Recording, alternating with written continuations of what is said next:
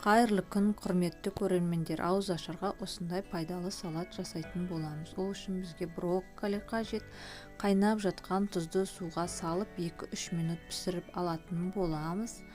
Және де қызыл пияз қажет. Қызыл пиязды полукольцами тураймыз. Және де каналыма тіркеліп, қоңыраушаны басып, лайк басып, достарыңызбен бөлісуді ұмытпаңыздар.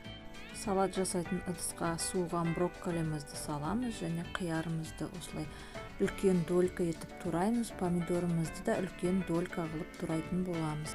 Сіздер брокколидан қандай салат жасайсыздар? Комментарийға бөлісіп отырсаңыздар, бізде үй жағдайында дайындап көрейік.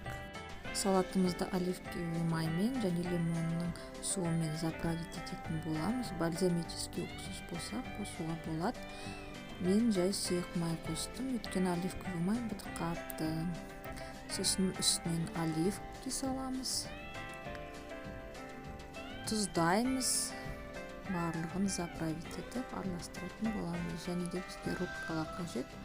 Рукколаны осылай ыдысым кішкентай болғандықтан араласпай қалып, сол себепті үлкенірек чашкаға салып, осылай жасыл шөбімізді турап алдық, араластырып, тәрелкеге салып, бетінен кунжутпен әшекейлеп, сиырымызды салып жіберетін боламыз. Келесі видеода кездескенше.